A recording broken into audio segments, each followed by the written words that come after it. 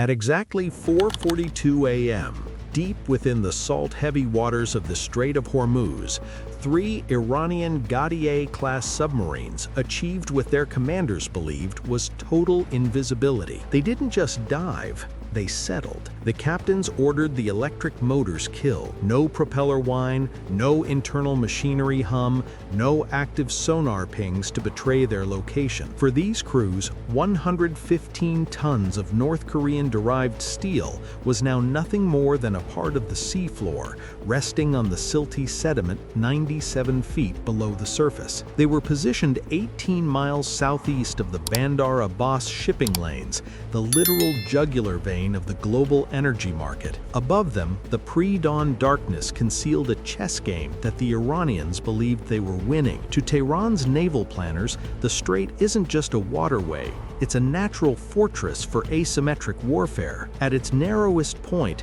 this 21-mile-wide choke point funnels 20% of the world's oil and massive volumes of liquefied natural gas through waters that rarely exceed 130 feet in depth. This shallow environment is a nightmare for traditional navies, but a playground for the Gravely class. The strong tidal currents create a massive amount of acoustic clutter, a wall of background noise that masks submarine signatures. Add in the mechanical interference from hundreds of merchant tankers, and you have an environment where a small boat can vanish. These 29-meter subs are designed to exploit these exact physics, sitting motionless for hours or days where larger nuclear-powered submarines simply cannot venture. Their target was the USS Gravely, an Arleigh Burke-class destroyer patrolling these waters to maintain freedom of navigation. To the Iranians, the 9,000-ton American ship was a provocation that required a devastating, silent response. They believed they held the element of surprise,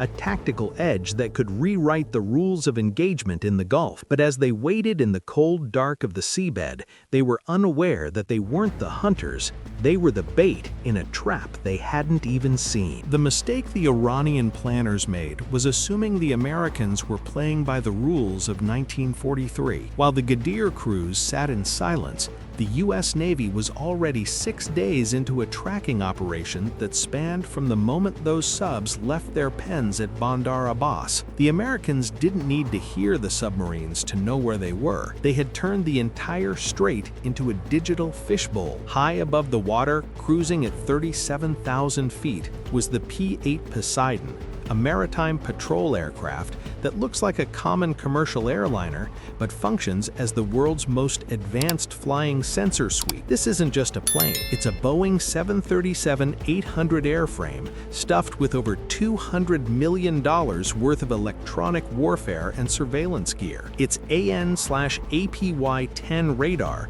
can map surface contacts across 150 miles.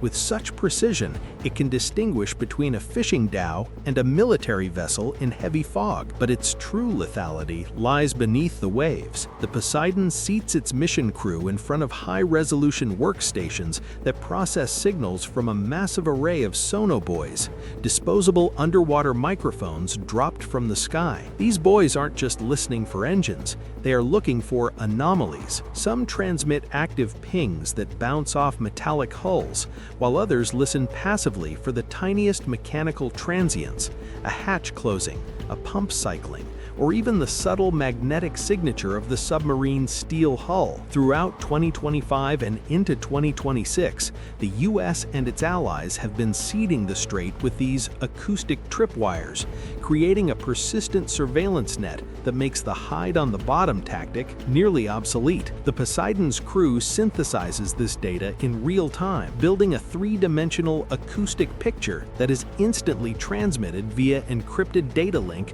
to every ship in the task force. For nearly a week, every time an Iranian captain adjusted his position or cycled his air, a digital ping appeared on an American monitor hundreds of miles away. The Iranians thought they were ghosts. The U.S. Navy saw them as bright neon signs in a dark room. The tension broke at 4:47 a.m. when sonobuoy 23, floating near the eastern edge of the ambush zone, picked up something that shouldn't have been there. It wasn't a loud engine noise or a propeller's cavitation. It was a faint, metallic resonance at bearing 142 degrees. To a human ear, it might have sounded like a whale or shifting rocks, but to the P-8's digital signal processor, it was an exact match for the passive acoustic signature of an Iranian diesel-electric submarine. The regularity of the resonance was the giveaway. It was too precise to be geological and too static to be organic. The Poseidon's tactical coordinator didn't hesitate. He tagged the contact as Hostile 1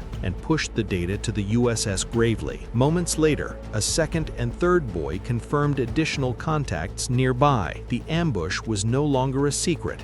It was a target list. Inside the Gravely's Combat Information Center, the atmosphere was clinical. Under the glow of blue tactical displays, the officers watched as the 3 Ghadir submarines were outlined in red on their screens. They were positioned in a classic wolf pack formation, spaced out to launch a converging attack that would overwhelm any single ship's defenses. Each Ghadir carries 2 heavyweight torpedoes, meaning the Gravely was walking into a potential 6-torpedo volley. But the Gravely's Aegis combat system was designed for exactly this kind of saturation threat. The Americans knew the Ghadirs were limited by their speed, maximum 11 knots, meaning once they were found, they couldn't run. The Iranian crews, meanwhile, were still operating under the delusion that their silence was their shield. They were effectively pinned butterflies under a glass, waiting for a signal from their command that would never be relevant. The Gravely didn't alter its course or speed, maintaining the illusion of an unaware victim,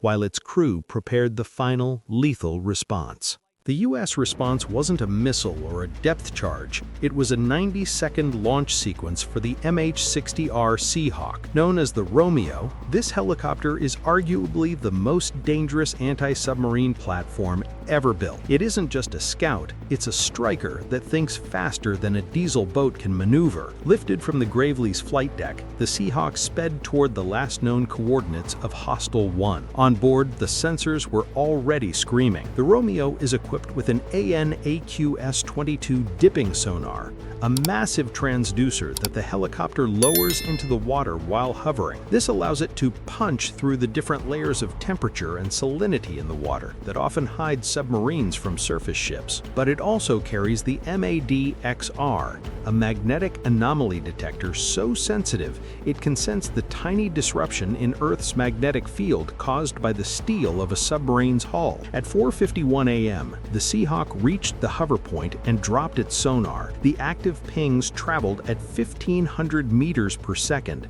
and the return was unmistakable. Not only was the submarine there, but the sonar data revealed something even more threatening. The Ghadir's torpedo tubes were flooded. In naval terms, this is the equivalent of a gunman cocking his weapon. The Iranians were seconds away from firing. The helicopter's crew transmitted this critical intel back to the Gravely, and the rules of engagement shifted instantly from surveillance to prosecution. The Seahawk was cleared to engage. This is the moment where the asymmetric advantage of the small submarine evaporates. While the Ghadir is trapped by the physics of the water, the Seahawk can reposition in seconds, attacking from angles the submarine's limited sensors can't even track. The Predator had been turned into the prey before the first Iranian torpedo could even leave its tube. The weapon of choice was the Mark 54 lightweight torpedo. Don't let the lightweight label fool you. This is a digital Predator designed specifically for shallow, cluttered waters like the Strait of Hormuz. At 4:54 a.m., the MH-60R released the weapon. The torpedo hit the water, and its onboard computer instantly took over. Unlike older torpedoes that simply run on a straight line, the Mark 54 uses advanced digital signal processing to filter out decoys, rocks, and merchant noise. It was looking for one thing: the specific acoustic shape of a Gadir hull. The Iranian crew below finally heard it, not as a loud bang, but as the high-pitched chirp of an incoming active seeker. It is a sound that every submariner fears, because it usually means the end is seconds away. The captain of the first Gadir ordered an emergency blow, a desperate attempt to force the boat to the surface by flooding the ballast tanks with compressed air. The sub lurched upward, but it was far too late. The Mark 54 is designed to detonate not on impact, but slightly below the keel of the target. This exploits a terrifying principle of underwater physics, the bubble pulse effect. When the 100-pound warhead detonates, it creates a massive gas bubble that expands and then collapses with violent force. This collapse creates a localized vacuum that literally breaks the submarine's back. The shock wave propagated through the water with 100% efficiency, hitting the Gadir like a freight train. The hull, already under pressure, simply failed. Welds snapped, and the bow section, housing the torpedoes, sheared off from the main pressure hull. 7 Iranian sailors were lost to the sea instantly as the boat disintegrated 97 feet down. There was no fire, no dramatic explosion on the surface, just a massive surge of bubbles and a silence that returned to the seafloor within 23 seconds. The destruction of the first submarine sent a literal shockwave through the water that the other 2 captains couldn't ignore. The captain of the second Gadir realized the ambush was compromised and made a fatal choice. He tried to run. He ordered full power to his electric motors, pushing the boat to its maximum speed of 11 knots toward Iranian territorial waters. But in the world of modern naval aviation, 11 knots is standing still. The Seahawk, having already repositioned, reacquired the contact within seconds. The second engagement was even more clinical than the first. The second Mark 54 was dropped at 4:57 a.m. This time, the torpedo hit while the sub was still in motion, causing an immediate implosion of the pressure hull as it tried to dive deeper to escape. Again, there were no survivors. The third submarine captain, however, made a choice that likely saved his life and the lives of his crew. He had heard the 2 distant cracks of his sister ships being destroyed. He knew the Americans had total eyes on his position. Rather than trying to fight a ghost, he ordered an immediate surface. This is the most humiliating moment for a submariner, to be forced to the surface in the middle of a combat zone. The sub breached the waves, and the captain immediately transmitted an emergency surrender signal on international hailing frequencies. Within minutes, the Seahawk was circling overhead like a hawk over a mouse, its sensors locked on the open hatch. 7 Iranian sailors climbed onto the narrow deck with their hands in the air. For the U.S. Navy, this was an intelligence goldmine. A boarding team from the Gravely was dispatched to secure the boat. They didn't find super weapons. They found a crew that was terrified and outmatched by a technology they couldn't even see. The submarine was eventually scuttled in deep water, but only after every circuit board and sensor on the boat was photographed and cataloged by U.S. intelligence. When the sun finally rose over the Strait of Hormuz, the surface of the water looked identical to the day before, but the strategic reality for Iran had changed forever. The mathematics of this 10-minute engagement were staggering. Iran had lost 3 Gadir-class submarines at a replacement cost of roughly $25 million each, plus the $2.1 million spent on operational deployment and training for each crew. The total financial loss for Tehran exceeded $81 million in a single morning, but the human cost was even higher. 14 highly trained submariners were offed by the physics of the Mark 54. On the other side of the ledger, the United States had expended exactly 2 torpedoes, costing approximately $1.2 million each. For a total investment of $2.4 million, the U.S. Navy had neutralized an entire wolf pack and sent an unmistakable message to every other commander in the Iranian fleet. But the financial cost doesn't tell the whole story. Intelligence reports and satellite imagery from late 2025 and early 2026 showed a dramatic shift in Iranian naval behavior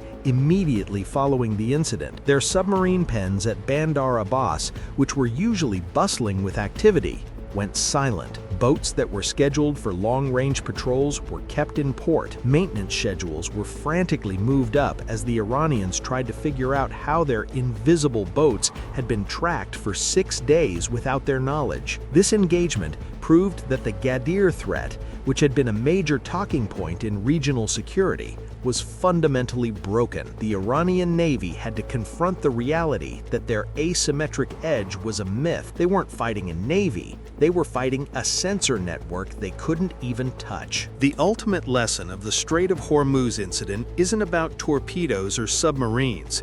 It's about the end of the Cold War era of naval stealth. For decades, the diesel boat in shallow water was considered the ultimate carrier killer, the one thing an American admiral feared. But the digital battlefield of 2026 has changed the rules. Information is now more lethal than gunpowder. When you integrate high-altitude aircraft like the P-8 with autonomous sonobuoys and striker helicopters like the Seahawk, the ocean becomes transparent. The physics of detection have shifted decisively in favor of the side with the best data processing. Iran tried to demonstrate that their submarines could hold the global economy hostage in their own backyard. Instead, they proved that their tactics were suicide by sonar. They brought 1970s technology to a 2026 fight, and the result was predictable. The Strait of Hormuz remains the most dangerous waterway in the world, but not because of the shadows on the seafloor. It belongs to whoever controls the data. And as the USS Gravely cleared the strait and headed into the Gulf of Oman,